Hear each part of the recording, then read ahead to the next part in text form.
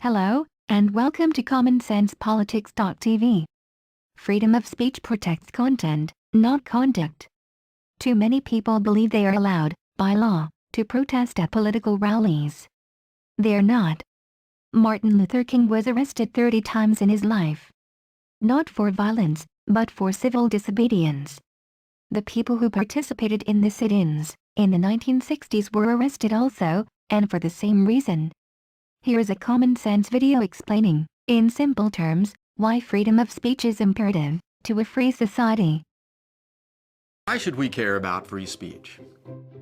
On college campuses, students clamor for restrictions on speech that they consider offensive, hateful, or disturbing. Internationally, countries consider further limiting speech in the wake of violence like that committed by those who object to portrayals of the Prophet Muhammad. In the American media, many commentators question whether such offensive and provocative speech should even be allowed. And why should it? What good does it do to let people offend others' deeply held religious beliefs? What good does it do to allow people to say racist or bigoted things? What about homophobic slurs, or remarks demeaning towards women, or any other nasty, hateful comments that you can imagine? Wouldn't our country be a better place if we shut down that kind of speech? No. Freedom of expression matters precisely because it allows us to voice and hear unpopular and controversial views. You don't have to like offensive speech. In fact, you should feel free to vigorously denounce and criticize speech that you see as wrong. But when people resort to force to prevent or restrict expressions that they disagree with, they undermine the very principles of freedom and tolerance that they claim to defend. When we allow the open expression of hateful opinions, we create opportunities to publicly refute them.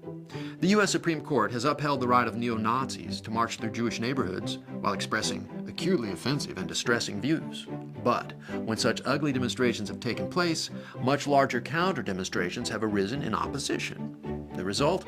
Greater awareness about the importance of taking a stand against hate. Allowing offensive speech also matters because it promotes the progress of human understanding.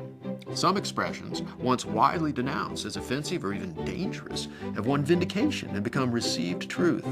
Whether it was scientists like Galileo challenging religious dogma about astronomy, abolitionists calling for the end of slavery, civil rights leaders demanding an end to Jim Crow laws, or gay magazine publishers whose work was labeled obscenity. Speech that authorities once tried to censor has instead contributed immeasurably to our culture. When authorities seize the power to silence offensive views, they also of necessity seize the power to silence dissenting and minority views. In effect, censors pursue a policy of ignorance by design.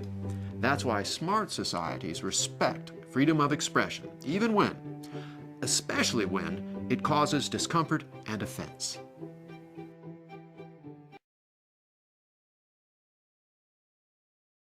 If you want to protest, then leave the premises when told by police or get arrested. It's your choice. Thanks for watching, and good night.